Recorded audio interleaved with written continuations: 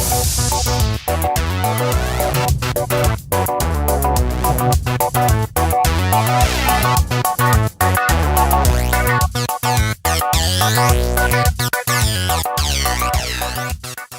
guys, welcome to, what day is it? It's the 23rd of June's Bite Back, and today we're going to be covering the E3 event that is just finished and giving our thoughts on the various hot topics contained within. And with me as always is Mr. Snare Van Dam. With his lager. It's ale, I'll have you know. Oh God, oh God! I can see your beard growing from here. Well, hello everybody. Hello and welcome to our loveliness of podcasts where we get slightly inebriated and talk about stuff. Stuff indeed. And what stuff we have this week? We've had I think it was 2 weeks of just mental game news, or at least, if it's still to be believed, mental game news. Well, it's that time of year where I think people describe it as a pseudogasm of game news. How the fuck does a man have a pseudogasm? Well, I think it comes down to the fact that it's kind of gamers have it's like a gamer's Christmas, but I don't really see it like that anymore. It's like we're getting to the age in the industry where it's becoming like people are starting to realise that Father Christmas doesn't exist. Apparently. Oh God, what am I doing? But yeah, people come around and say that Father Christmas doesn't exist, and some people start to believe that. So the problem is that we're getting to that stage where E3 happens, and we know it's our Christmas time as gamers and video gamers, and we go, yeah, but none of it is ever going to happen the way they say it's going to. So let's not pay any attention to it. Well, to be fair, they have had their chance and basically pissed in our faces. So there's that. But I think there's one company this time that's probably not likely to do that. I don't know. Less likely to do that. Which is my lovely friend Bethesda. Okay. What game are you referring to there, sir? Well, I was kind of being sly and bringing it in to our discussion. But Fallout 4 has been announced, and not only just been announced, as in the Watch Dogs situation we had from Ubisoft last year, or even the year before that, probably. Can't remember now. But when they said, "Look at this, it's amazing, rah!" and then we went, "Oh yeah, brilliant, that's going to be lovely on a console," and then it turned out to be dog shit rather than Watch Dogs. That wasn't my opinion. It was like, oh, that must be the PC version because the console version looks like shit, and then that was the version everybody got. Yeah, unfortunately it was. But what they've done, the thing that gives me a bit more confidence with Fallout 4 is that they've come to E3 with almost nothing before this, apart from a teaser maybe about 3 weeks ago, and they've done a launch. Yeah, with the dog, but they've done a launch and they've said it's releasing in November. This is how it should be. You come to the show with something to show, not something you go, we're really thinking hard about maybe possibly doing something a little bit on the side with somebody else if they really want to and they have the time to next year. Or asking you to contribute to a Kickstarter. Oh, nice segue. Go on, you tell me. So Sony have announced a Kickstarter for Shenmue 3, which was the Dreamcast games. I think one of them made it to the original Xbox as well. I think maybe number 2. And I remember playing that. Yeah, this has been a game that has been wanted for years because the storyline was basically left up in the air. Haven't played it myself. I'll come out and say that right now. But that's some serious airtime for a story, isn't it? Well, it must be like 15 years or something. Yeah, it's been ages, but it's weird that they would just announce the Kickstarter. I mean, surely Sony should be able to fund it, and the Kickstarter goal is not going to be anywhere near the amount they need. I'm wondering whether it's just like a sort of gauging interest goal, like the Castlevania creator did. I can't remember the name of the game now, though. I can't either. But there's a little bit more to it than that, I think, Lee. From watching a few people discuss the topic recently on some videos, apparently this was it 4 million they were asking for on the Kickstarter. I think that's it's only part of the investment. The investment to develop the game is coming from individual private investors as well as the Kickstarter. what they're using the Kickstarter for, I think, is to generate buzz, do marketing, and get an appetite for how much they can possibly spend on it. I think the previous Shenmue games were something in the region of about 120 million or something silly. It was one of the most expensive games of its time back in the day. Hmm. So 4 million would never cut the actual development of a Shenmue game. Not today, when like 4 million is, you'd struggle. Well, you wouldn't struggle to do an indie game, but you'd struggle to do like a single A title for that. Yeah. So it's important to put it in perspective that it's just for. I think personally, I don't know if they've actually come out and said what it's for. They must have done for a Kickstarter, but it's more like a commercial marketing thing than saying we're going to use that money to do something. Yeah, but did they need to do it? Because I mean, they're coming out on E3 on the Sony stage and announcing the game essentially. Well, yeah, but what a better place to sort of announce your game? Everyone's looking, you know. Yeah, So so now why do you need the marketing ploy of the Kickstarter if that's the case? maybe it's to get extra cash, as simple as that. But I think personally, it's a marketing kind of ploy. So we got Kickstarter, and now we're talking about it. So it must have done something right. Well, I mean, we've been talking about other games announced at E3 that don't have Kickstarters. It was just an odd move, I think, is probably why we're talking about it more than anything else. Yeah, but there's a lot of odd moves this year. I mean, the No Man's Sky is a game as well that I was intrigued about and wanted to know about a little bit more. Which is for people at home that are listening and do not know what No Man's Sky is about. It's a logarithmically generated universe, so you can fly around between planets, and it doesn't have it in stock somewhere. It builds it as you go there. So it builds the galaxies, which there are multiple ones of. It builds the planets. It builds the animals and the plants and the land on the actual planet itself, the plants, everything. It's building it procedurally, and it's a really ambitious game. But I've got to say, because they were doing such an ambitious demo and doing actual real gameplay, apparently, I'm doing quotation marks to a microphone that really doesn't work, but you get the idea. But this demo was impressive, but boring, and it was a real bit of a letdown when I saw a bit of sort of. I watched some of the presentation. I didn't watch it all because it was a massive, like hour and a half or something. I honestly did not have time to watch the whole thing. But the gameplay and stuff, it looks impressive, but it just doesn't. I don't get what the game is, and that kind of makes me excited for it and also a bit worried. Well, the thing when you're trying to demonstrate a game that's generated by algorithms is you can't guarantee what you're going to be showing during any live demonstration, because you could land on a planet, there might be fuck all on it, there might be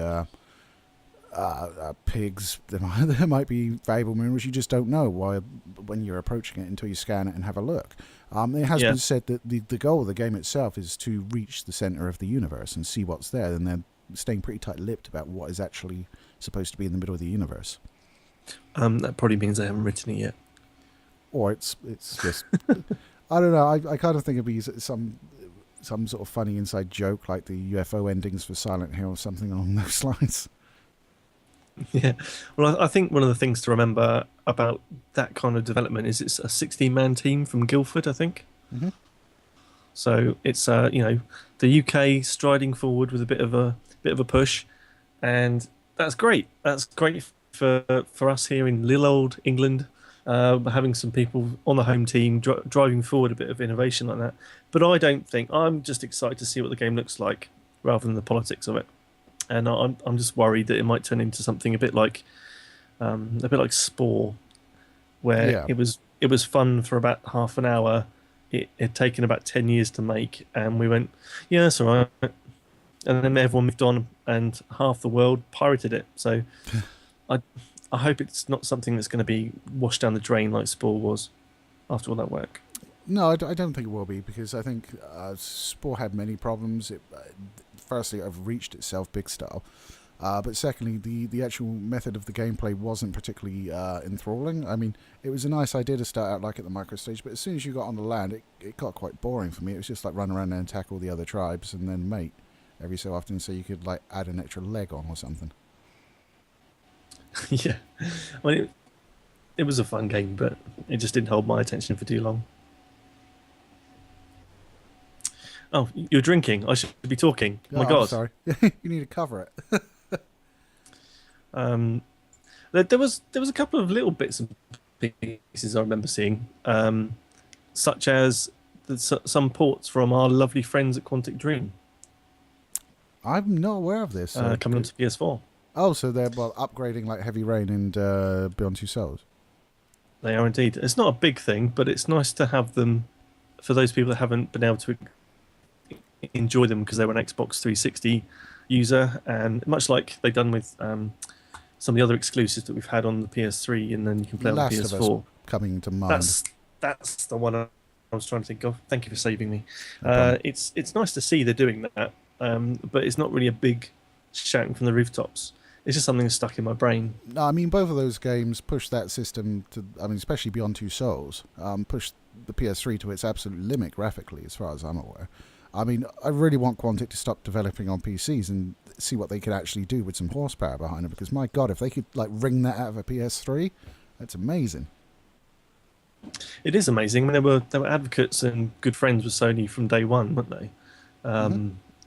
Because they had the Mary Smith demo for Heavy Rain, was it? Yeah, that's right. That was it was Yeah, pre-Heavy Rain.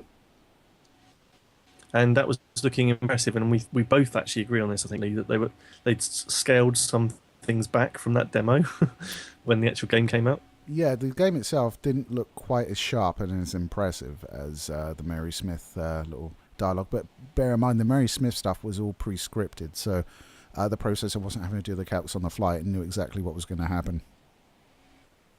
Yeah, so kind of an E3 problem, but not maybe an E3. Yeah, I can't remember where that came from. Might have been an E3 thing. it was released at a show, but I don't know which one. But E3 is that time where some big things happen. But I'll tell you one thing that really struck in my head was there wasn't much new stuff. I mean, we've gone over a couple of sequels and things like that, but it seems to be a sequel fest this year. It's a bit depressing. There were a few new original IPs. Well, No Man's Sky, for example. No That's Man's a Sky, new... and you got what I can't remember the name of it, but the fighting thing that Ubisoft are doing. Is it Ubisoft? Oh, Fallen something? For Glory or something like that? Yeah, For Honor. For Honor, there That's you it. go. So, I mean, that's new, and that's always nice to see from Ubisoft, who are, well, the milk queens of the gaming industry in the way they milk things, anyway. I'm sure you think of them more like Dairy Maids. Now I'm thinking about Dairy Maids. I knew that would get you. I knew it. Where was I? Yeah, especially when you look at Assassin's Creed Syndicate, and it just looks like every other Assassin's Creed, but in another setting. So it's just like, will you stop, please? Yeah, but you know I'm going to buy it. Yes, that's you and all the other people out there. And I'm talking to you people listening right now. Stop buying these damn things. It's the same game over and over, and it just gets boring. Stop buying them, and they'll stop making them, please. Yeah, maybe they won't. But what I was interested by, talking of Ubisoft, was the fact that I was expecting Watch Dogs 2. You know, as a releasey kind of announcement, and I don't think they've announced anything to do with Watch Dogs 2. No. Which is interesting. I mean, it depends how they're looking at it as a corporate level, because, I mean, I think it's sold okay, but, I mean, the reviews weren't particularly good on it. It was mediocre.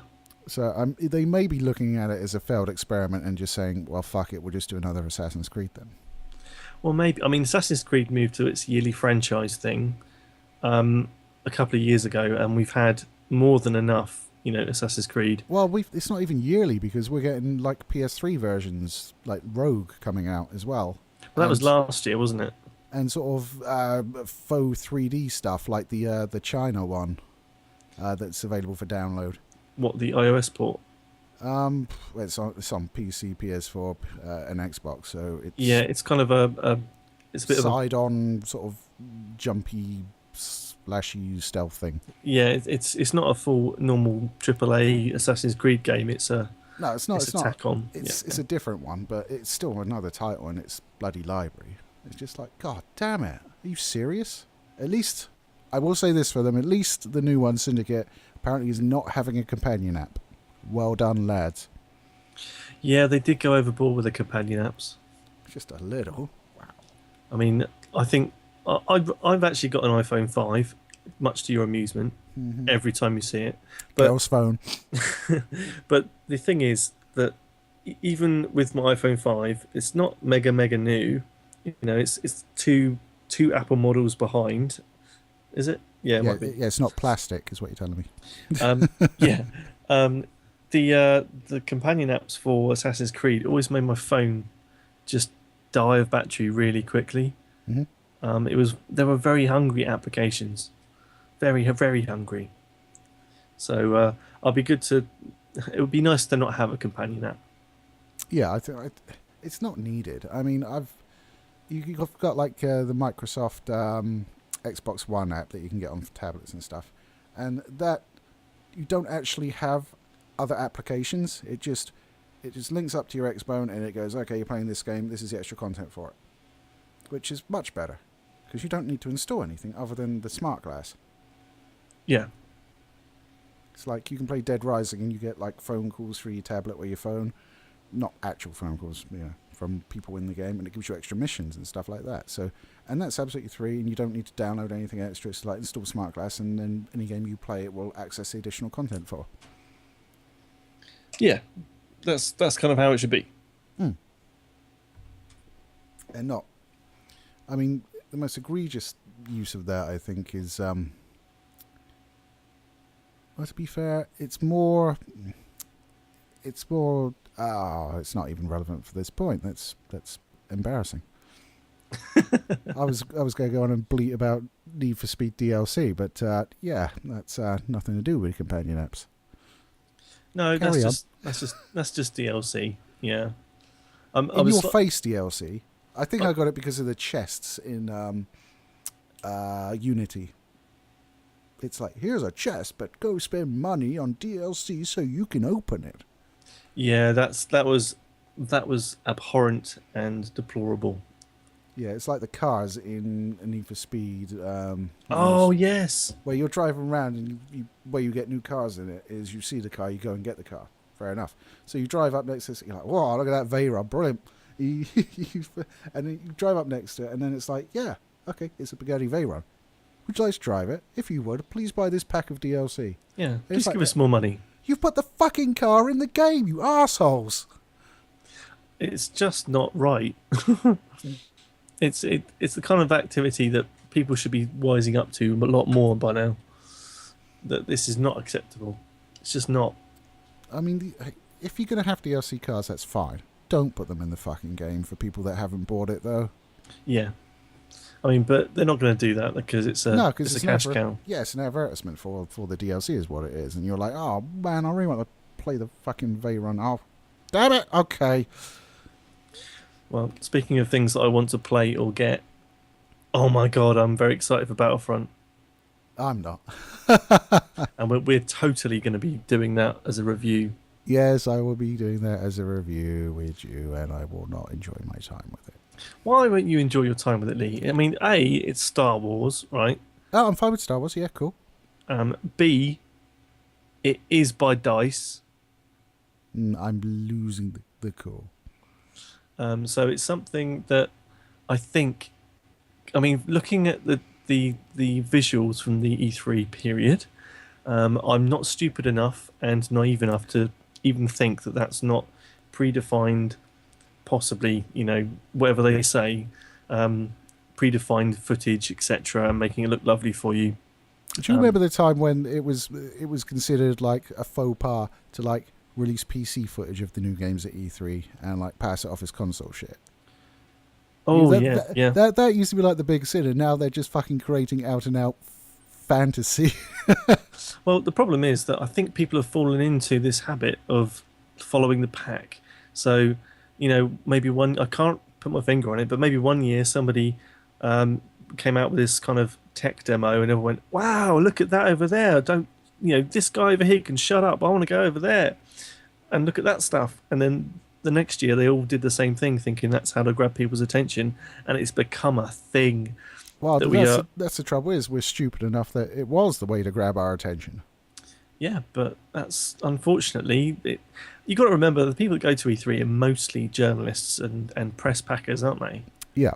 So Well, the people that get in the main shows anyway. yeah, so if you're going to be showing things off, um, the only thing that journalists are really interested in is selling their own website, paper, magazine, whatever. Yeah, clickbait. Absolutely. So there are things like Microsoft unveiling this hollow deck thing, which okay, I mean it could be something amazing, but we don't know what that is yet. You know, Well, we don't know how we're going to use it. it's I can't see a practical application for it I think it's just another way. unless they put it to porn, of course.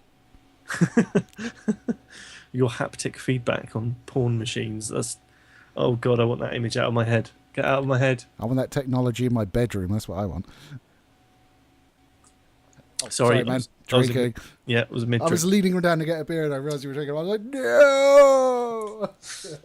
So at this point, if we've still got anyone listening, Shall we go back to Battlefield 2? Because I don't think we were finished talking about that and I sort of derailed the conversation. You did, you bastard. I'm going to fine you for that. I'm going to fine you a copy of GTA. No. Anyway, right, back to Battlefront. You paid that, for fuck's sake.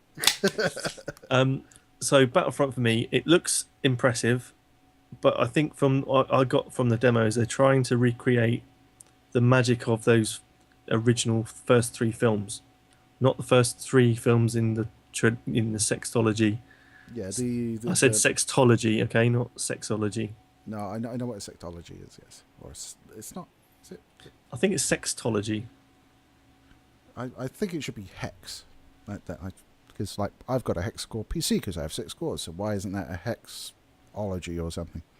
I don't know. But anyway, what I'm trying to say is that it makes me feel like the gameplay is going to be within that kind of first old universe feeling rather than the newer 3 to 6 films. Yeah, but if you remember Battlefield 2, yes, back in the day, the problem with Battlefield 2 wasn't the fact it had like the prequels in it. I mean, you were shooting like the droids and all that stuff with the clone troopers. That was absolutely fine. From a gameplay standpoint, that works just fine. It was just the fact that the movies were shit. Yeah, okay. I mean, I think where I'm not getting on, but I mean, you know, I love Star Wars, man. I've just bought Star Wars Age of Rebellion, which is a big-ass RPG book that I'm reading and will probably never, ever play. But, you know, I bought it and I really want to play it, but I probably won't end up doing it. And but I'm just enjoying reading the damn thing. So I really like Star Wars. But my problem is DICE, in terms of their recent releases, have been... The games have not been good for a significant period on launch. Yep. And all of their effort is in the multiplayer, and I hate multiplayer. If you gave me a game like the new Battlefield with a single player campaign that was good, I would be there. That would be fantastic. I mean, it reminds me of like Republic Commando. I don't know if you ever played that. I did not play that, no. It was basically a first-person squad-based shooter where you were like the leader of a team of 4 clone troopers that all had their specialities, and you were like running around shooting the bug people and all that. It does sound familiar, but maybe I have played it. Well, it's available on Steam right now, ladies and gentlemen, if you want it. Do you get a commission or something? I should do. You should do, mate. You should do. You're pushing on everyone. Steam's fantastic. That's what I've got to say about that. Well, my position on Battlefront is maybe I'm a little bit blind to the fact that I really want someone to do a really good Star Wars game. But they have. It's called Knights of the Old Republic, and it's been out for years. Exactly my point. It's been out for years. I would like something new. That's the simple. I would like something new. I'd like someone to use the tools at their disposal now to do something amazing, visually, interactively, story based. Not that you can really do too much change to the story. You can probably go off on side cannons and stuff, but it's just an opportunity for a payment to the fans to say, let's do something amazing. Let's put you in the story. Let's give you something more than what you've had before. Well, in that case, may I direct you to my very own Let's Play starring the Jedi Knight Ches Burger in the Old Republic, because that is a recent game. I feel it's a very good game, and it puts you in, and you can make your own boy. And I made a fat, bold bastard. I served that up. Absolutely. I'm going to push that because it gets like 6 views, so go watch it. Yeah, obviously by 6 we mean 6 million. Well, we're not saying what we actually should get, we're saying what it actually does get. Oh, right. Sorry. Yeah. I'll spit beer over the place now. Shit.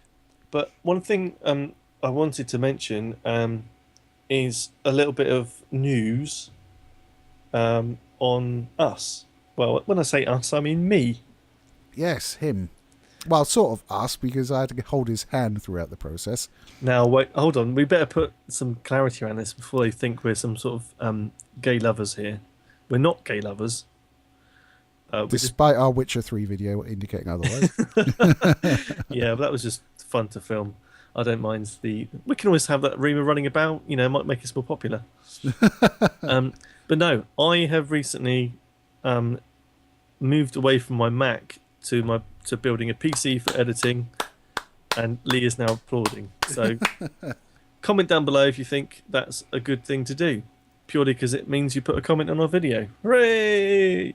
And it'll also mean you're wrong. No, wait, right. Ah! Mac's bad, PC good. There you go. But yes, I think the last podcast we ran through what I'd actually got myself in for. But it's now built, and I'm currently using it right now to talk to you via Skype. In fact, it's almost a guest star on the show, isn't it? Well, it is. It's almost a guest star because the goddamn graphics card is so loud, you might be able to hear it. Well, I can hear it, so I'm assuming our listeners can as well. So apologies for that. I'm currently kind of going through a transition of moving my shit around where I actually do editing, record stuff, and all the rest. So once it's in its rightful place, hopefully it won't be a problem. But I can't stop the fucking fan. I can't. Slow it down. You don't want to stop it. That would be bad. Yeah, I want to stop the noise, but I don't want to stop the fan. But it's just irritating. But I have to say that the PC itself just looks like a fucking badass, doesn't it, Lee? Of course it does. It's the same case I have. Well, not the outside, the inside, you fucker. But it's almost the same inside as well. You just got a slight advantage in CPU, RAM, and a tiny, tiny size advantage on your cooler. Yeah, the cooler is massive. But not to go too much into bits and pieces, this is a podcast about fucking E3. But I wanted just to mention that I am now a PC console peasant. Somehow. I don't know how that's going to work, Maybe you're some sort of burger master. We could refer to you as a burger master. I'm the law, comes down, takes the taxes from you, and you handle all the peasants for me. Burger master. Yeah. Is that even a thing? That is a thing. That is a thing. Unless Ravenloft has lied to me.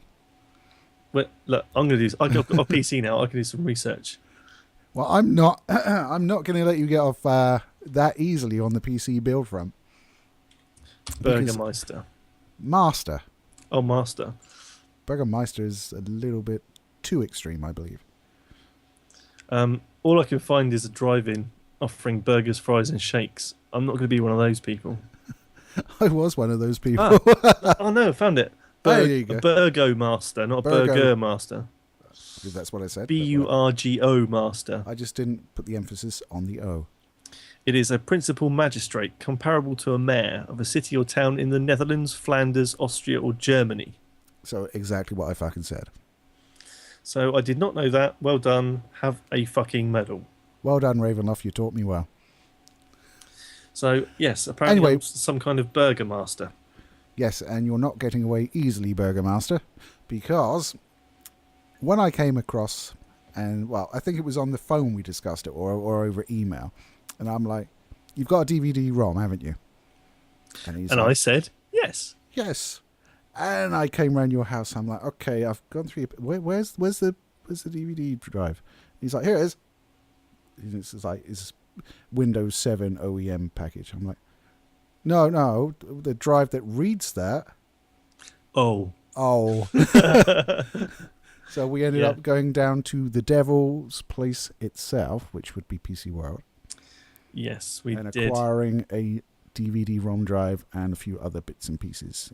But thankfully, Lee, no fucker in there actually spoke to me, so that was a good thing. That was a result. You almost spoke to one when investigating the M2, so yeah, we're not going to bore our listeners with that because that's just techie nonsense. I thought it was quite interesting, but whatever.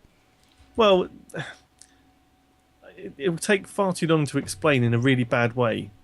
An M2 is a little chip that sits inside your PC and basically acts as a Wi-Fi dongle. Okay. Well,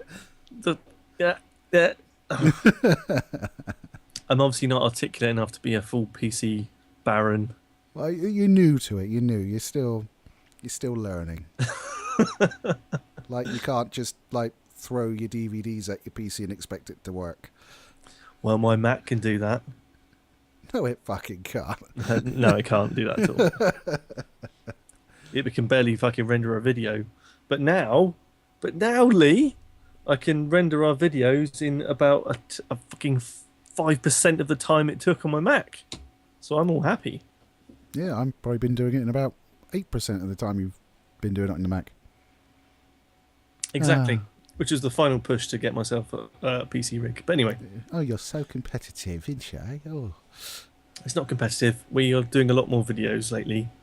Not just recently, last week or two, but since we've been having the channel running. And it's just, when I have 10 videos to render on my Mac and it was taking 27 hours in real time, not like when you see that box on your screen that says estimated 45 days, and then it starts to do its thing. This was actually 27 hours my Mac was on for. I'd been to work twice in that period and come home and it was still doing it. And at the end, it fucking failed it. Well, that was because you don't have enough room. Yeah, that was me being stupid. But nevertheless, 27 hours and then I find out it's not worked is heartbreaking, to say the least. I can think of worse things. Oh, that was a big gulp of ale. Sorry. Yeah, we did it at the same time. We're very bad at that. Yeah, we need to be in visual contact so we can kind of signal. Is it okay to drink now? Okay, cool. You just need a button that just lights up when the other one's drinking. Like a beer button or something. Like when you have push to talk. Yeah, it's just push to drink. Beep. Beep. Beep. Anyway, let's drag it back to E3 because actually I do have a couple of things I want to talk about because yes, sorry about for that. me they were the things I was most interested coming out of it, really. Okay. And interestingly enough, they were both from the X-Bone. Boring. Yeah, boring.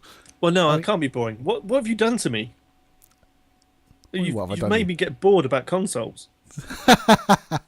No, I really want to hear this because I'm a console peasant. Always will be. Always have been. Carry on. Well, he's buying games on Steam, ladies and gentlemen. Don't believe him. I am. It's a disease. It's making me. I forced him to install it. Hey. Sorry. Really wish I wasn't having to wear my headphones right now. It'd be worse if I whispered. Right, so let's get into the X-Bone stuff. Right, the first major announcement that I was really interested in is they're introducing backwards compatibility for certain titles from the Xbox 360. Well done.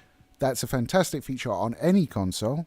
PlayStation really need to catch up. Well, they're doing their streaming thing, but I think the way Microsoft are doing it is much more up my alley. Basically, if you have an Xbox 360 game that is supported by this service, you pop it in your X-Bone, and it will download basically a ported version that runs exactly the same as the Xbox 360 version and install it on your Xbox, and then you're free to play. Now, I'm not sure how they're going to lock it because otherwise you just lend the disc to your mates. There's got to be some sort of individual number sort of coded on the disc or something like that to stop that happening. Otherwise, they wouldn't be doing this. But that's great because you could go to Amazon, pick up second-hand games that are on that list, get them sent to you, and then you're paying games you've never played before for a couple of quid. That's amazing. I think there's some talk of it having to have the disc present when you want to play it. Oh, that would explain it then. So yeah, you'd have to keep the disc in, and that would function as a security check. Yeah, and there's also a bit of a concern that it's not going to be. I think it's only going to be a beta at the start, isn't it? I'm not sure it's a beta, but I think there's like 20 games they're releasing initially because it's very much based on the developer agreeing to it. Yeah, I think it's something that might end up being in sort of a beta state um, for a period of time because it's going to take them some time to get it down and sorted, isn't it? You'd Well, think.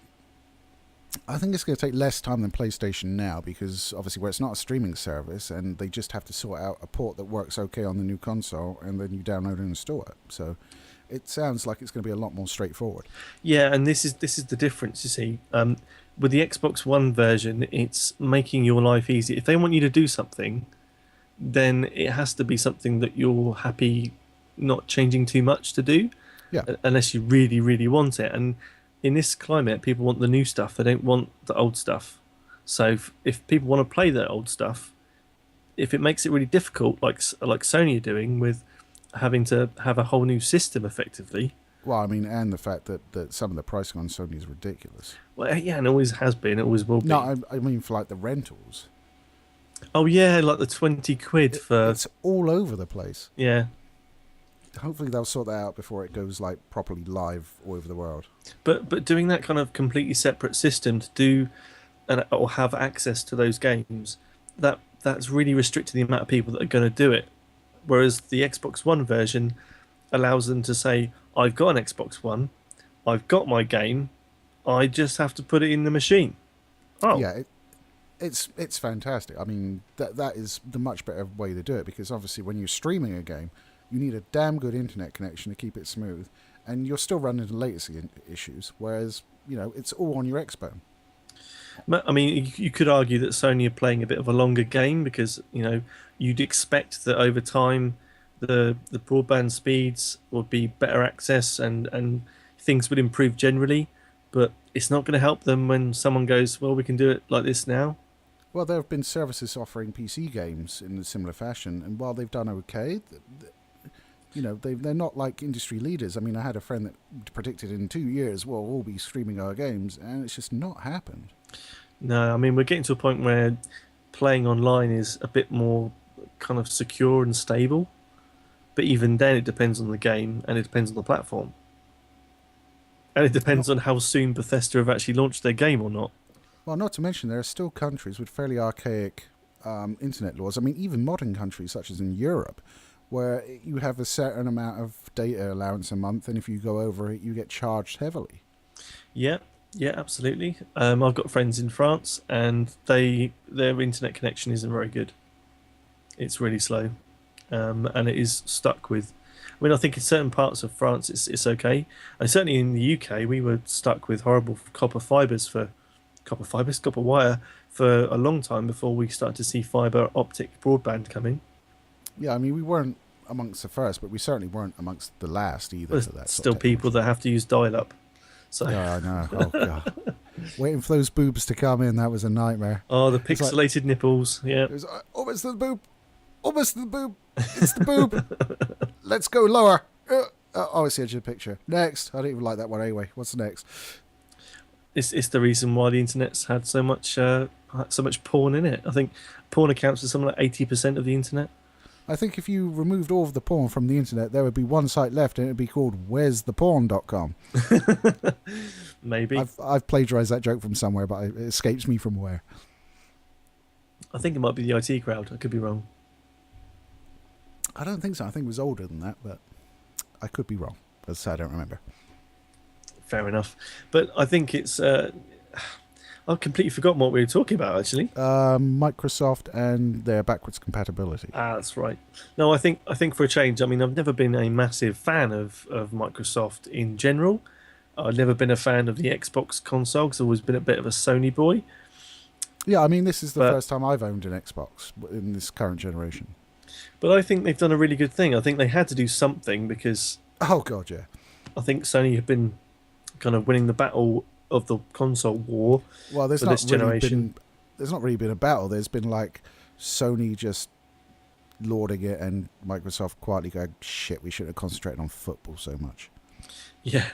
So I think they've really had to have something go their way. And it keeps things healthy if both companies are doing well. You don't really want to see one get trounced because then you have to get like stuck with the other guy, Yeah, and nobody ever, absolutely. and either one of them would be a bad fucking winner. So you do not want to be in that party where they go, "Oh, did I tell you about the time I totally dicked the other guy?" Well, Which no, to be which fair, they sounds wrong as well both companies have been very respectful, at least in terms of towards each other. I mean, publicly. Yeah, yeah, public. I mean, but how much goes on behind like closed doors between the two? Probably none at all.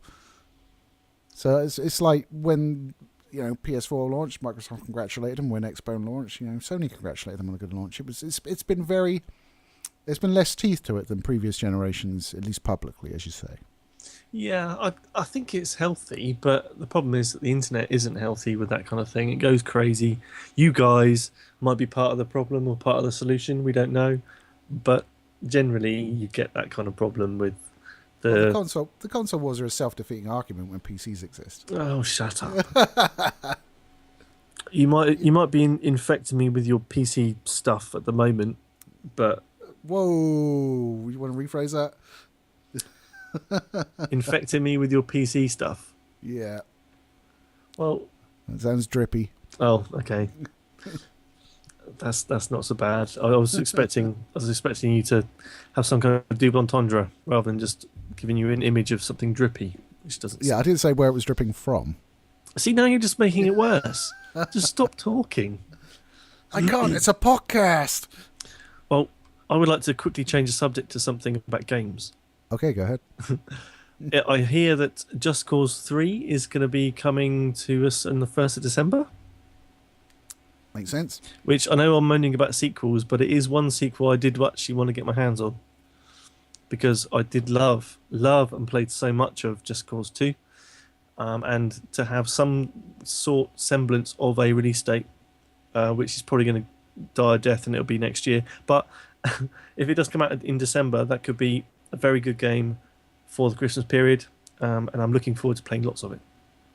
Yeah, interesting story is my dad didn't have a PS3, but he used to play on mine because like why wouldn't he? And like cast me off and make me play I don't know my Game Boy Advance or whatever. But he loved Just Cause 2, and he put like 50 hours into it on my console, and then I bought him his own console. He's like, "I want to do it ever again. Oh fuck!" He like, "Oh, I got to start again. Fuck." See, that shouldn't be a bad thing. It's only a bad thing if you've just done it. For me, if it's been some time, you can get stuck in again, and you might know what's coming up. You might have forgotten, and it's still a lovely kind of experience. Yeah, I was never a fan of it like he was or like you are. To me, it just felt you had a lot of options, but none of them were particularly polished, in my opinion. Oh, I've got a good on-the-spot question for you later. It's your turn. Oh shit! Just, I was going to say get ready, but you can't because you won't know what it is. I can't get ready for something I don't know what it is. Exactly. There was also talk at E3 of the Project Morpheus. Yep. The fact that they're going to be trying to bring out a multiplayer game for it, Okay. which is going to be more interesting than necessary by any stretch of the imagination. But I think VR, like Oculus Rift and Project Morpheus and any other kind of side developers of the stuff as well that are on the page.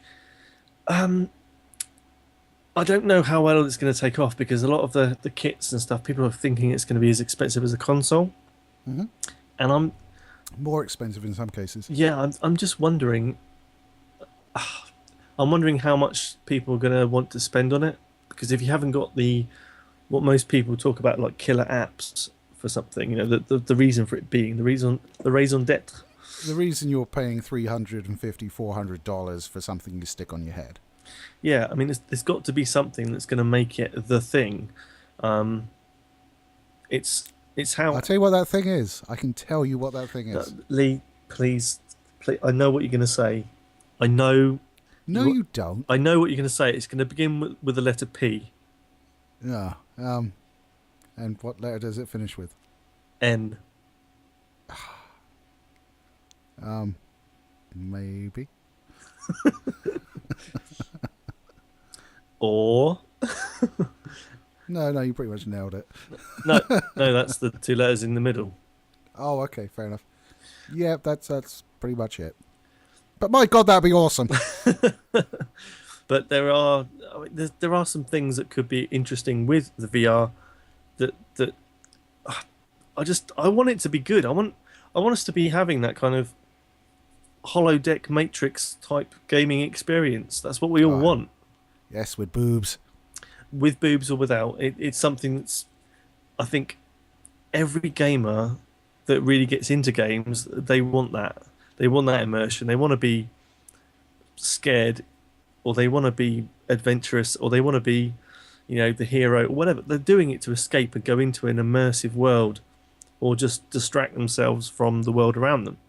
Well, I think what will happen, this is me telling you what will happen in the future because I'm always right, is it's going to be very much like 3D or motion controls. I think it's going to be a gimmick thing.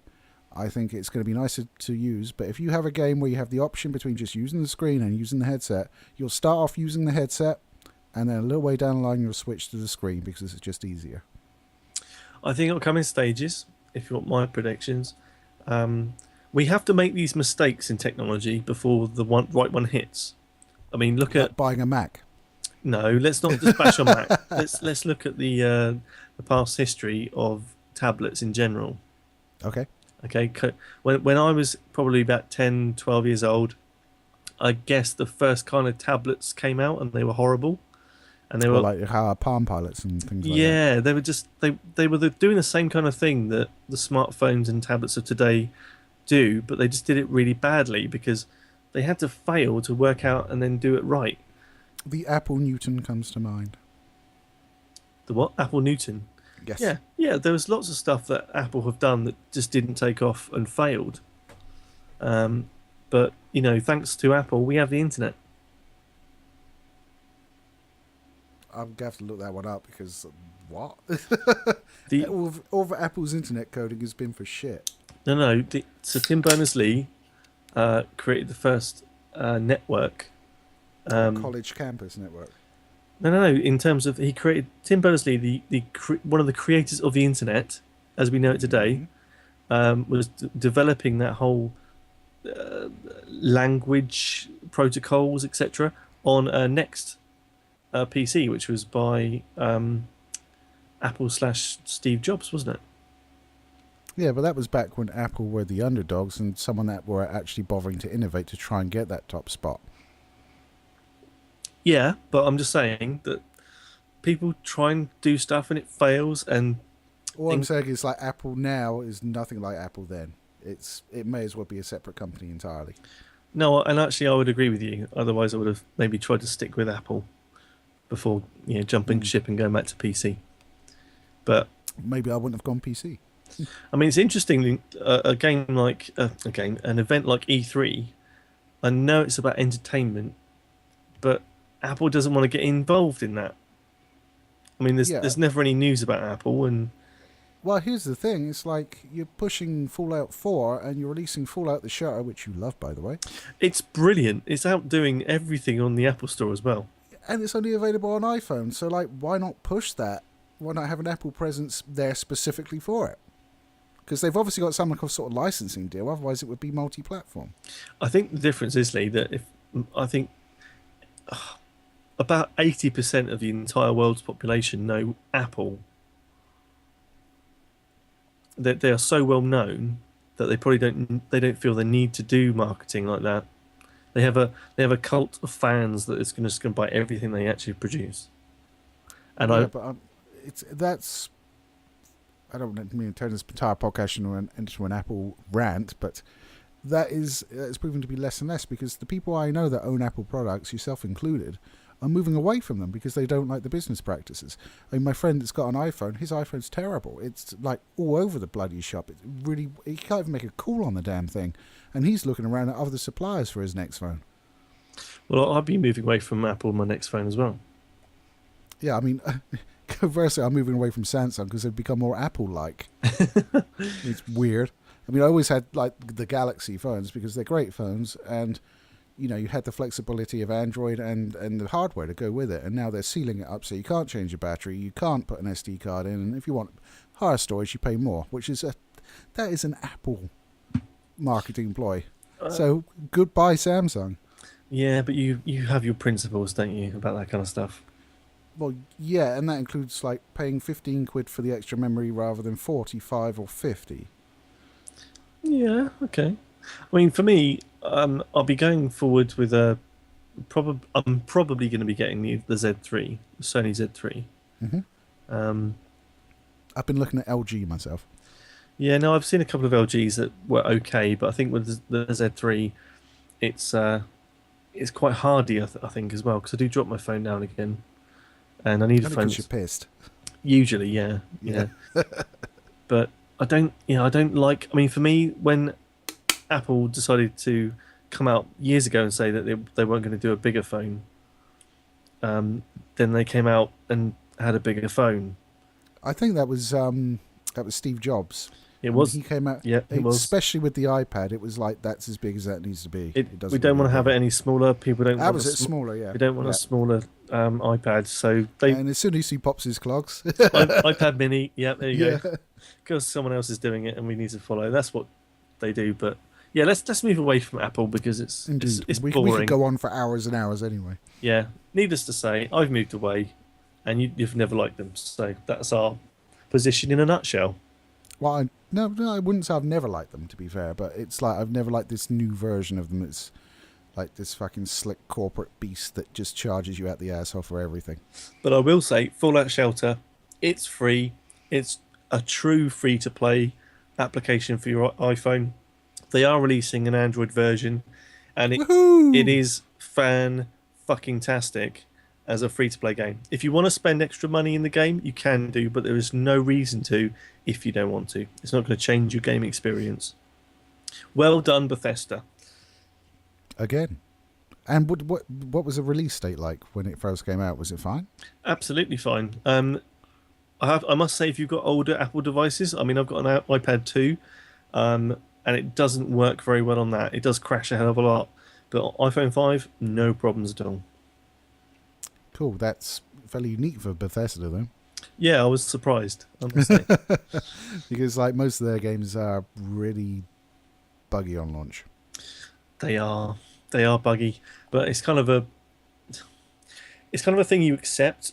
Because you accept it, it never hits as hard as someone you expect to do really well and then fail. No, absolutely. I mean, I played like the Fallout series and the Elder Scrolls and all that, and like every time they release a new one, I'm just like, it's going to be unplayable, but I'm going to pre-order it. Yeah, they're gonna fix it. I think that's kind of part of it. I mean, they're going to fix it. You're going to get a fantastic experience out of the game as well. I mean, just the trailers for Fallout 4 have basically convinced me to replay Fallout New Vegas again. And I'm having a whale of a time being a psychopathic, slutty bitch. This is interesting because you like to play. I know there's an obvious reason because of who you are, but you always like to play games as women, don't you? Yeah, I mean, it's especially true in like third-person shooters or MMOs. If I'm going to spend like 100 hours looking at someone's backside, it's going to be a woman. I'm sorry. See, it does result in like the male gamers chasing me around. I'm like, no, fuck off. I'm a man. I am a man. That's a Planet Awesome. You're a man, Awesome man. reference. Well, that's a Linkara reference, and I probably shouldn't use that because I don't like him. So I think it's going to be. Oh, it's not my mic. Apologies if that made a noise. I think it's going to be a really good game, Fallout 4. From what I've seen, I need to spend more time looking at. I always get into a bit of a feeling when I see something that I want to actually play as a game. I don't want to see anything. Does that make sense? No. It kind of does, and to be fair, nowadays you're probably better off not seeing anything and just getting the game when it comes out if you like it, or see reviews. I know. I mean, we've had this discussion many times, but when was it Resident Evil 5? Yeah, Resident Evil 5 dropped with one of the worst demos ever. Yeah, I mean, it was comparable to the game in terms of what you were seeing and what you did in the game, but the demo was bastard hard, and made me think, oh well, if that's what the game is, I'm not going to try that. and I ended up loving the damn game when I found it for cheap somewhere, and played through, and it was nothing like that when I got to that point in the game. So, Yeah, I've actually bought Resident Evil 5 3 times. I bought it once, gave it to Dad. Bought it twice for the PS3 on these, and then I've bought it a third time on Steam. I know it gets a lot of hate because it's moved away from like the horror element and more of an actiony game, but it's still I just can't stop grinding like I think the second level to get money so I can upgrade all the weapons and shit. It's great.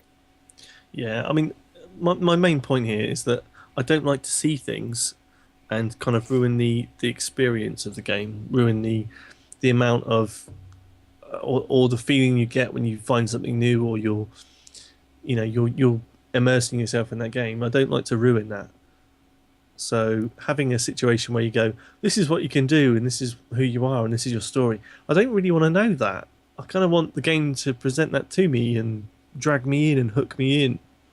I'm kind of okay with that because otherwise you could buy yourself a game where you're banking on the name recognition or something like that, and then you get the game and it's a pile of steam and toss.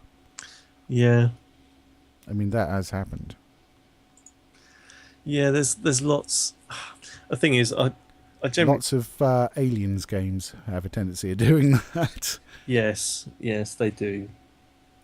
But I'm just in a position where I don't want to know too much. It's as simple as that. I just don't want to be ruined. Well, I'm in a position where I just discard everything I see and just go, yeah, put it in my hands. If it's like that when it comes here, great, but It's not going to be that at all. no, I imagine not. But anyway, I have a second Microsoft good point for the Expo. Go for it. Microsoft are releasing, or Microsoft and Rare, I should say, are releasing 30 games for $30. This is stretching all the way back to the NES from the Rare back catalogue. So you've got RC Pro-Am, you've got Perfect Dark, you've got Conker's Bad Fur Day, which will probably sell the damn thing all by itself. And it's 30 games, $30, all the way through N64. I think the original Primal Rage is on there as well, and maybe Primal Rage 2. That was a good game. And all these games we purchase on one disc or one download, $30. That's fantastic. I love that. So that'll be £74 then. Maybe, I hope not. You know it will. It'd be bad enough at 30 quid given the exchange rate, but I would pay 30 quid for that, no problem. I think collections like that are worth the money. I mean, I remember buying for the PS3, I think it was, the Sega collection for about 20 quid. And it had some absolute classics like Earthworm Jim, comic book. Something. Comic Zone? Comic Zone, yeah, Comic Zone. Fantasy Star. There's so much on there. I actually still have my Mega Drive, and Comic Zone is one of the games I have for it. And it's got such cheesy 90s, 80s music. And it was... Oh man, the cart actually came with a 6-track CD of like rock covers of the digitized music used in the game. It was awesome. Wow, I did not know that. But there you go. Yeah, I just think a collection is good when it's enough time. If it's just a cash in for a best of, no, fuck off. But if it is something like a collection of games going back to the N64, going back to the NES. Oh, sorry, NES. Yeah. All the way through the N64 period and onwards, I guess. That's a good thing to do. It's helping people discover those games that are the grandfathers of what we have today. Yeah, I mean, as I say, I think Conker's Bad Fur Day, which is a legendary game and one that everybody wanted a sequel to, but they never did because it was pretty lewd for its time, especially on Nintendo system. Can you imagine? Jesus. Ooh. I bet it didn't have one of those Nintendo seals. I'm not sure. I've never had the game. I've never even played Conker's Bad Fur Day. I bet it didn't. It was their way of ensuring family-friendly entertainment, wasn't it, to have that seal in the game? Yeah, but you had the standard and you had the gold, I think. I don't know. I didn't really have a Nintendo growing up. We need to research this. Give me a sec. But look, he's able to research now because he's on a PC. I don't need to do it myself. Well, I was just worried if I did it on the Mac, it might crash and die, and like explode in my face, and all the shards of glass would cut into my skin. Or you put your finger through the ridiculously thin keyboard. No, that's all right actually. I quite like the keyboard on a Mac. Well, at least it was better than the mouse. Oh shit! Slipping again. Right, I found Encyclopedia Gamia. Mm-hmm. Nintendo Seal of Quality, currently known as the official Nintendo Seal in NTSC regions, is a gold seal that That's America. was first used by Nintendo of America and later adopted by Nintendo of Europe to place it on any game licensed for its use in any of its video game consoles, denoting that the game had been properly licensed by Nintendo, and in What theory, it means is the developer paid them a whole stack of money. yeah, and in theory, been checked for quality in close brackets. It is a golden starburst seal that says inside original Nintendo Seal of Quality. I'll have to read the whole damn thing, but I'm not going to do that on the podcast. Mm-hmm. I think it's official Nintendo Seal does not vouch for quality like the official Nintendo Seal of Quality did, so it has changed. That's confusing. So what was the difference between the gold cards and the grey cards? I don't think there is. I think I might have made that up, but it's something that obviously everyone knows the Nintendo Seal of Quality. They remember that. Yeah, and the fact they have very little third-party support. Yep. So I don't think there's anything mentioning that it allowed games to not have it. I can't. I'm scan reading and talking. Well, That's there are impressive. plenty of Nintendo games that don't have it, but they were generally released without Nintendo's blessing and were, at least in the early days, subject to possible prosecution for Yeah, it's funny. That's how it used to get settled, like men. it. In the courtroom, like men with lawyers who are men. Rather than not saying a single thing until that game does really well and go, we haven't said anything yet because it hasn't made enough money. So now it's made money. We would like that money, please. On the topic, shall we mention our recent trouble with a video? Recent trouble with the video. Hmm. Oh yes, That might be a good one to mention. yeah. This is fun, guys. So basically, we were well, not we. It was fucking me actually. I was editing one of our latest Underbite session where we look at budget games on Steam, which I can do now. Woohoo! But we were editing some three of the games. I stuck a rough draft together for us to kind of discuss and comment on for each other to work out if we needed to cut bits out and stuff. And so I uploaded it to YouTube so we could share it and watch it anytime we needed to. And it got a copyright strike. Not a strike, but a Not a copyright strike, violation. So interestingly, it was from one particular game that had obviously used a bit of licensed music. And the person that apparently owns the music has claimed the monetized rights to using that style. And we couldn't turn it off, could we? No, the music was on. The options menu was so rudimentary we couldn't do very much with it at all. So we had to leave the music on. Yeah, I mean, we had to, obviously. But it was just interesting because I've been on YouTube for, about 7 years, doing bits and pieces of various quality and entertainment levels. I also have been on YouTube for about 7 years, generally taking the piss out of him for the first 6. Yeah. So it was kind of, back in the day, if you got a copyright strike like that or a violation, you would have a strike against your account. You would have the audio then muted. I think that was about 2009. Mm-hmm. Then recently they've done a change where the person that owns or is challenging the rights to that stuff can collect the ad revenue you would produce from that video. Only problem is, as I said to Lee, the fuckers ain't getting nothing because A, it's set to private, and B, the viewing figures will not give them anything. No. At all. So, although it may impact you guys if you watch it because you may see ads. well, that could be it. But when we get massively internet famous, which we assume is going to happen. Any day now. Well, maybe next week, but I'm busy this week, so it may happen next week. But when that does happen, it's going to be interesting when we get a strike like that, and it's going to be, especially if we're collecting that revenue from the advertisements on the videos. I like to say advertisements. Advertisement. That sounds horrible. Sorry. That sounds very American. Not to be offensive to Americans, but it's not how you say the damn word. Well, to be fair, I was raised pretty much by American television, so there you go. So that's why that explains a lot. Yeah. That's why I say vitamin as well. You say vitamin. Yeah, it's a contraction of vital minerals. Why wouldn't I say vitamin? Because it's vitamin. You don't say vital minerals. What the fuck are you talking about? Yeah, but that's two different fucking words. Doesn't matter if it's a derivative of it. Okay. I disagree. In that case, I never want to hear you say won't again because it's willn't. Okay. So fucking do that, all right? I'm pointing at the microphone like you're going to notice. I'm wagging my finger at you. You fight like a dairy cow. A dairy cow? Come on, it's a Monkey Island joke. Jesus.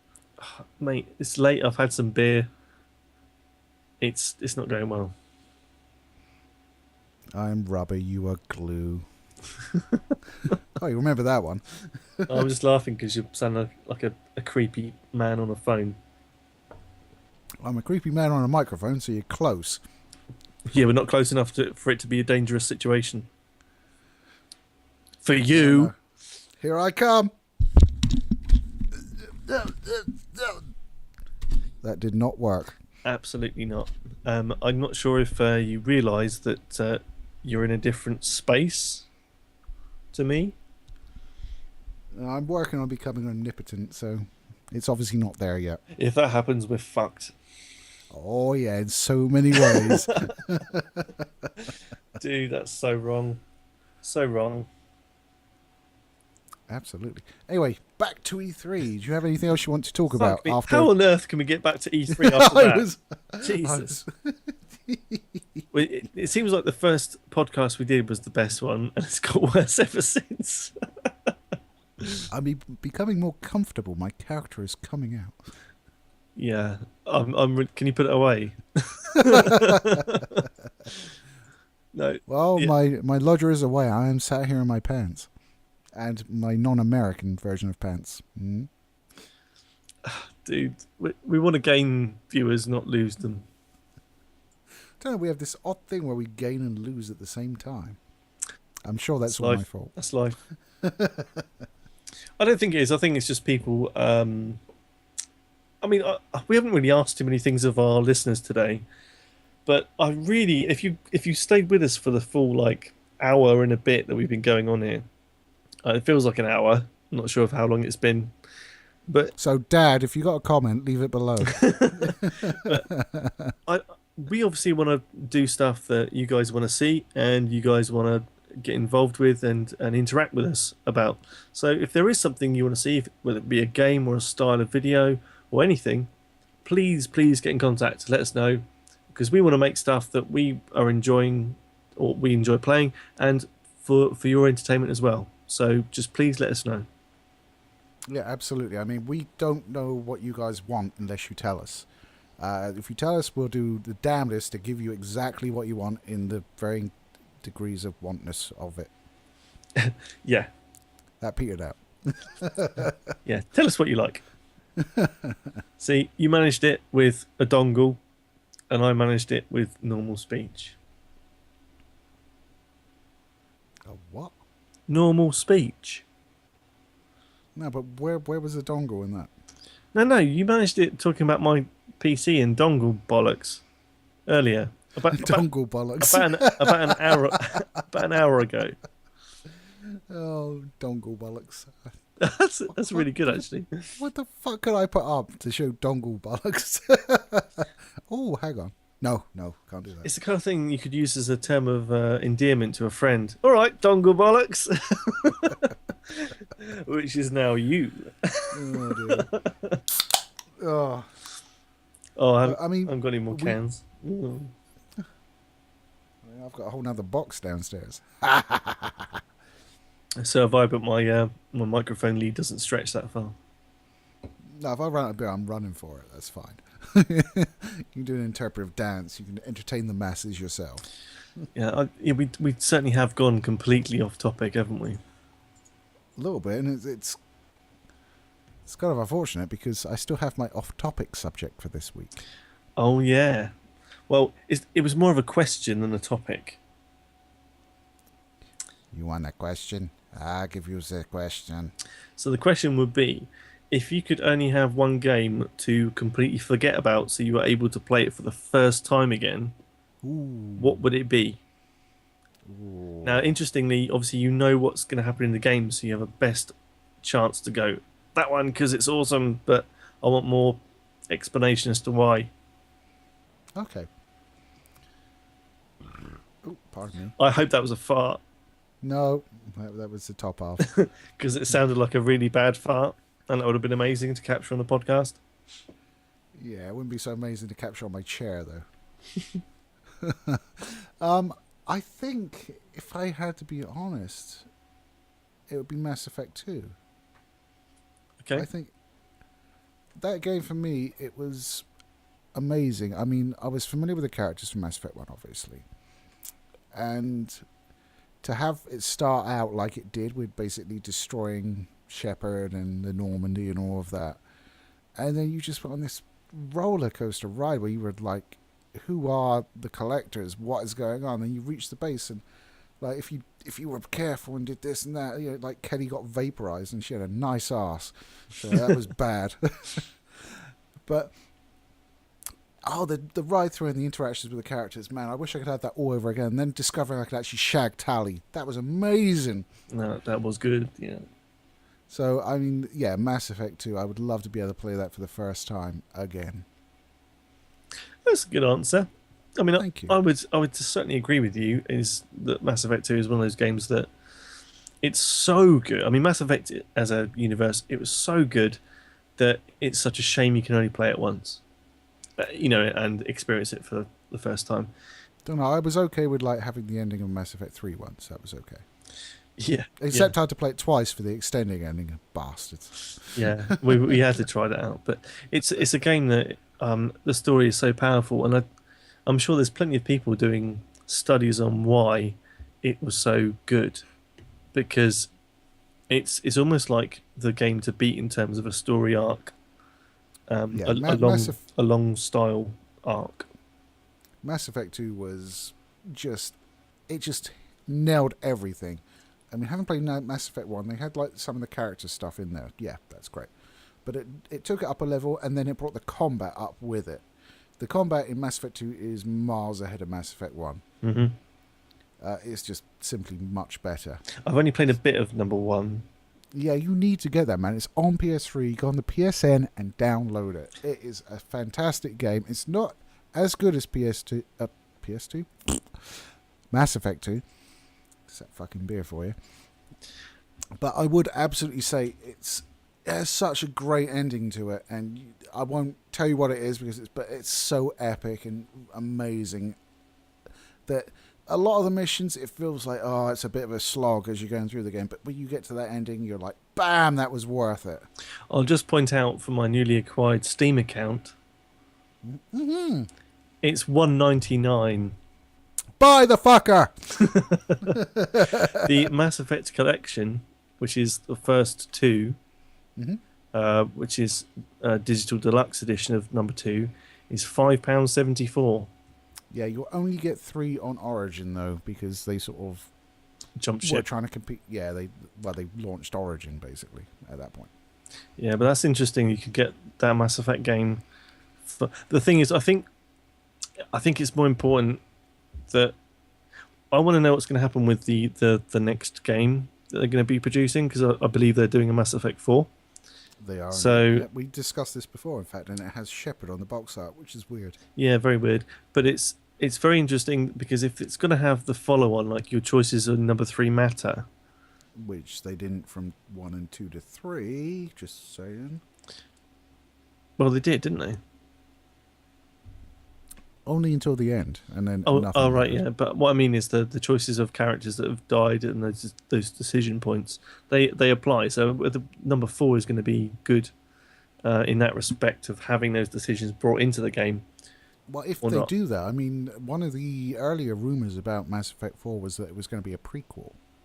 in which case none of your decisions are going to matter. There is that, but I mean, normally the first Mass Effect on Steam is $7.99, so you're saving 75%. God damn, buy the damn thing now. Well, I don't know if I should, because Why not? Why would you want the full Mass Effect experience? 1 is better. Well, story-wise, is better than 3. But because I started at 2 was amazing, and so it's going to feel weird playing a number 1 when. Don't you want to see how he meets Tali and Liara and all of that jazz, and like which one you dick first? Well, I think I've knobbed everyone, so. Well, in the first one, you can only knob 3 people depending on gender. Okay, So so you're very much restricted. I've probably over knobbed so far. You've over knobbed in the second game. In like the first game, it was like 1 of 3 people, and if you're of particular gender, then it's 2 people, and if you're the other gender, it's the other one. So you get 2 people there as well. I might do. It'd be good. Do it, man. Seriously. I think I owe it to myself to play the first one. Absolutely, you do. Especially on PC. Is it going to be worth doing it on PC?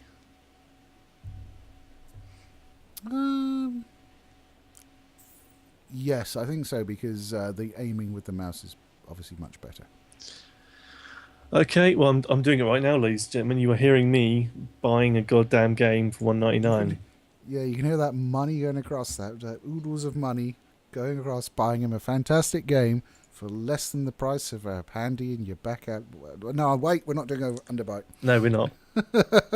And believe me, for $1.99, It that's kind a of good feels deal. like we are. That seems like a good fucking deal. Oh, I like this. Now he's got a Steam account. You can buy the Underbite games. That's fantastic. Well, I think it's only fair, because you have bought the rest so far. So, but then again, I have spent a stupid amount of money on my PC. So, less said about that, the better. You're saying quite a lot about that, to be fair. Yeah, I listed off the fucking contents last time. So. There you go. Yeah. Anyway, what was your game? My game. Ooh, I hadn't even thought about it. That's the question. I think it was only fair to expect you to think about it.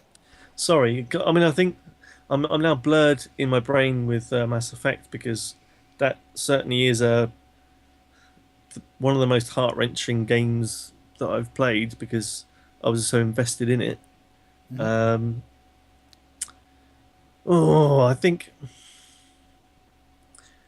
I think for me, You say it'd be a Zelda game. again. No, strangely, I think it's actually a game like Infamous for me, Oh, okay. because the The ending twist. well, I don't like to call it a twist, because it doesn't. It kind of is the basis of the second game, but there is a lot. It's just a nicely formed game, and at every point I noticed little bits and pieces that were just really polished. And the story itself I did quite like, because it kind of flowed nicely, and the NPCs you dealt with in game weren't too annoying. Yeah. They kind of felt like they would be this guy's friend or enemy or whatever. So it kind of just made sense. And I felt a bit of an attachment to that character, because he'd obviously gone through a lot of shit to get to the position he was in. And I thought, yeah.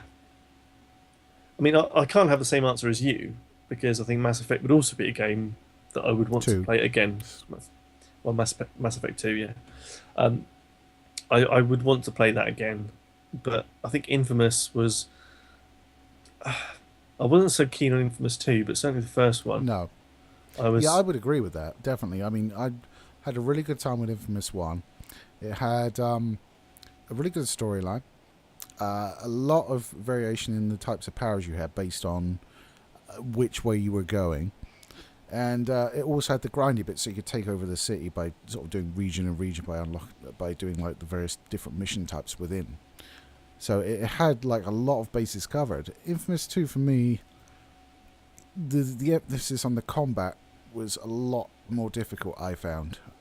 There were like missions where you would like have defend this, and they just came from everywhere, and I was just like overwhelmed. See, I mean, not to reference back to Bloodborne again, but I'm gonna. But this is my point. I mean, that kind of combat was fine for me. I didn't find the second one too hard or too difficult, and I think you probably were playing on easy as well. I probably was playing on easy, to be fair. Yeah, and I mean, I was playing on normal, and I didn't find that a problem because I'd already learnt my skills before getting thrust into it. But the first one, the second one was kind of playing around with the franchise. Yeah. Because I mean, the third installment being Second Son on the PS4. Or Festival of Blood. Well, Festival of Blood was just Infamous 2, really, wasn't it? Except you have vampire powers and a new storyline. Yeah, but I don't really count it. And a cross that you could hit people with. It was interesting, but it wasn't. It wasn't a new kind of phase of the story. It was kind of stuck in the middle. But they've carried that on though, haven't they? With Last Light on the PS4. First Light, isn't it? First Light, sorry. Yeah, Last Light was some sort of zombie game that we may have reviewed. That was Deadlight. No, it wasn't. That was a Let's Play. So Dying Light. Dying Light. There you go. I was close. There's too many dyings, deads, and lights. It's very confusing.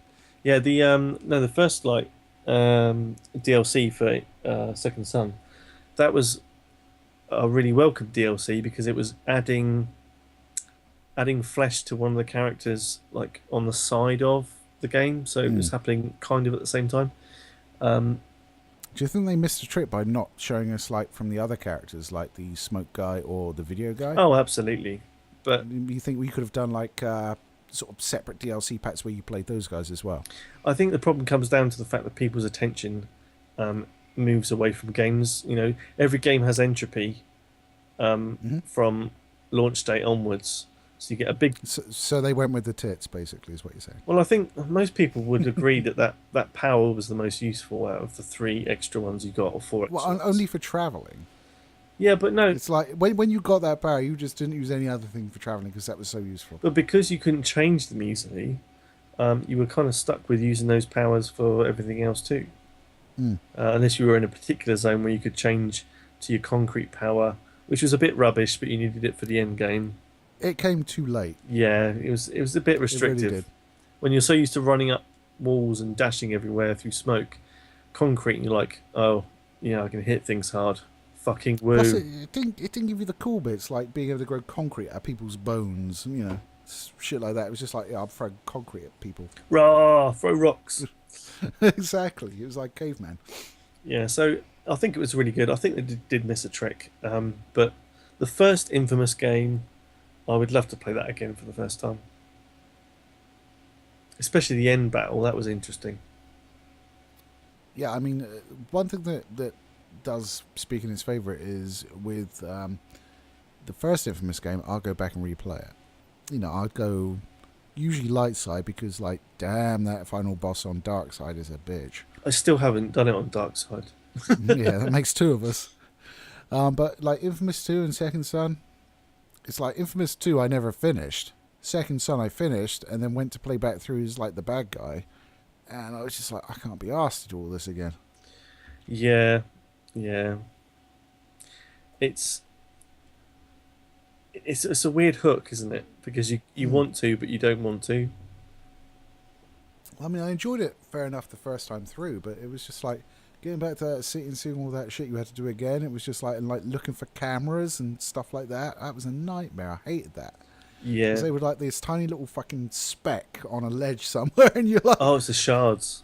Oh. Yeah. Well, I never completely got all of the shards, I don't think. I was missing one. Ooh.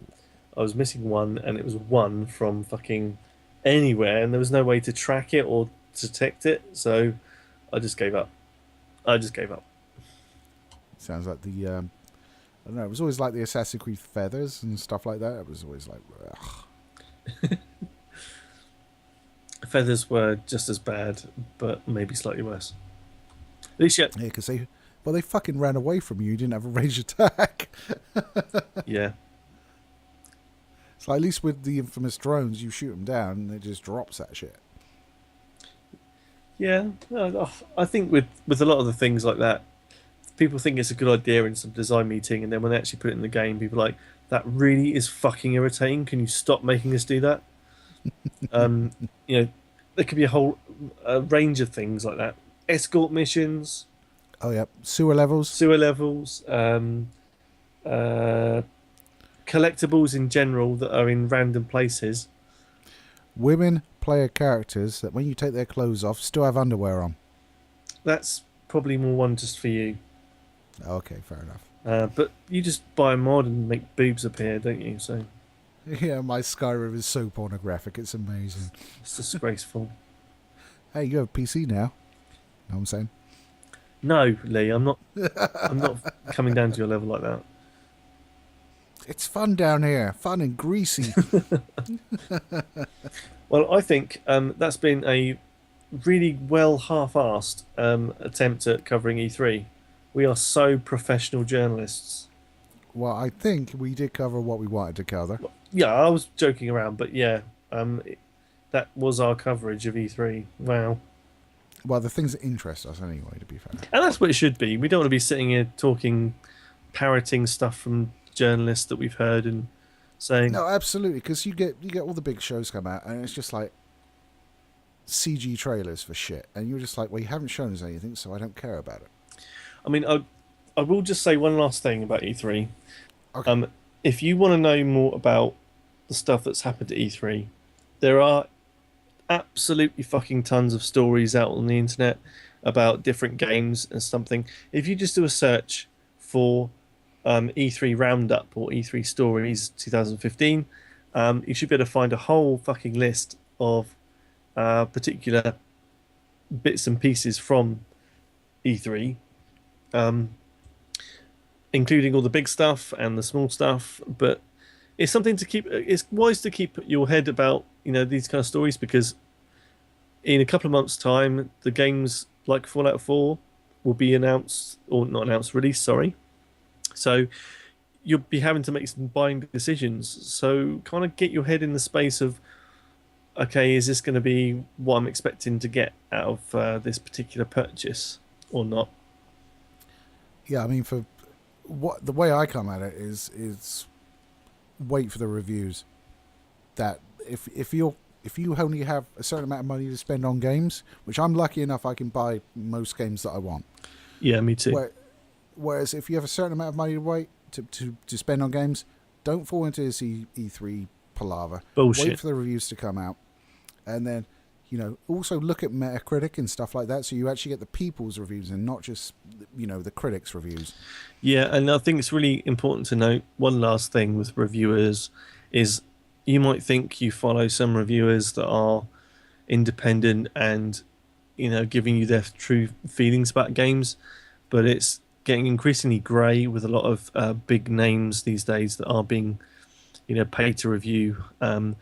Some people are honest with it. I'll give them that. People like Well, to be fair, they should be honest, because it is actually in the terms of service that they disclose any sort of payment for advertising a service or a console or a game. yes, but if it's not a clear review and they're just giving an opinion, it can get difficult to Yeah, police. there's a grey area there, definitely. So certainly people like Boogie, who is the lovely, jolly, slightly on the large side man, who does a lot of gaming bits and pieces. He doesn't really do reviews, but when he does paid videos, he does say this is a sponsored video. Yeah, as does Total Biscuit. Yeah. So those kind of people you have a little bit more respect for in terms of their position and their viewpoint, because what they're saying is either under sponsorship or not.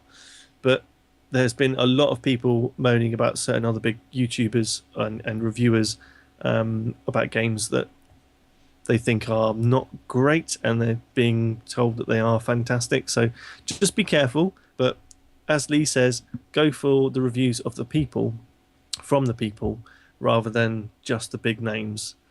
Because if you've got limited funds, it's your choice to buy these games, and you don't want it to be a terrible thing. But then again, Steam has refunds, so fucking knock yourself out. Also, we don't get any money for doing this, so listen to us. Oh, absolutely. I forgot the most important part. Yeah, us. Yeah, Damn listen it. to What are you me.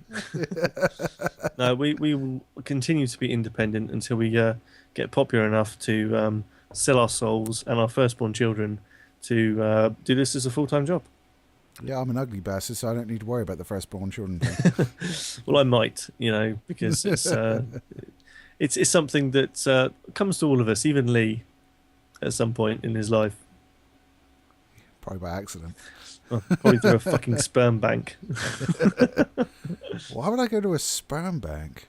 I don't need any sperm. Lee, let me just explain this to you. Uh-huh. It's not that way round. No, I know it's not that way round, so why would I go to a bank that sells sperm? I don't get it. No, you donate to the bank. So, like, I can have sex with women remotely. No, Lee, it's not quite that simple. It's simpler. Imagine like if it was complicated with 2, it would be less complicated with 1. Well, yeah, it's like, So, Oh, you mean they have porn there? yes. Fantastic. Okay, let's go. What do you mean, let's go? I'm not coming with you. Literally. Why do you or someone to otherwise. drive me there? I can't drive. Well, I can't think of anything more tragic than dropping you off at a fucking sperm bank. Well, you could wait outside. Exactly. Waiting for you is even fucking worse. Dude, it's going to be like 6 minutes. It'll be fine. 6 minutes. That sounds like a marathon. Well, I was going to fill up several containers. Dude, we cannot put this on the podcast. I'm so putting this in the podcast. This cannot be real. We might have lost our 3rd subscriber. I'm going for the pervert market. It's not working, mate. If you're going for the market, you fucking missed. Well, only because we're not advertising ourselves as a pervert channel. We have this video game thing going on. Ooh. Let's get some boobs in there. No. This is a gaming channel. This is a Let's Play channel. This is a review channel. It is not a perv channel. It is a first impression channel as well. I think I did the first impression. But, okay, but it's still not perv. Could we not have that like as a byline or something? What, is it like a review? It's all about games, but not perv. Well, I could pick out like a top 10 pervy game thing. Top 10 pervy game. That could be an interesting video. It could. I've played like 6 of them, so I'd have to like investigate. Yeah. It's doable. But I think we've nattered on quite enough, don't you? Mm-hmm. Personally, because I'm really fucking hungry as well. This is looking like an hour and a half edit, so that's good. Ugh. Well, I don't think. Well, I don't know. We've been jumping around a bit, so hopefully you don't get to stay up until 4 o'clock in the morning. Yeah, it's like I work 20-hour days on Tuesdays. It really is. Yeah. But let's have our little moment to think about Lee's time editing. Yeah, my lodger's away. I'm sat here in my pants, and I've got to fucking edit. You love it. But no, it's been an absolutely fabulous time talking with you guys, or talking at you guys. Let us know in the comments if there's things you want us to do a podcast about next week. And if you want to speak on a pervy channel, let us know. Please say no. But thanks for sticking with us for the last, 90 minutes or so? Somewhere around there, yeah. I really don't know. I have no concept of time now. But thanks for watching this video to listen to us talking bollocks and rounding up E3. The most professional you'll hear anywhere on the internet. I would wager the most entertaining, though. Yeah, I think we mentioned boobs and other things at least 4 times. Yes, my work here is done. Exactly. So, what's more to say than thanks for listening. I've been Snare. I will certainly see you again soon. And Lee, what would you like to say to the lovely people? I like the boobies. As always, underwhelming. But thanks, guys. We'll catch you next time. I can't be expected to win this fight. I'm transfixed by your boobs. I'm sick to death of the fucking bag.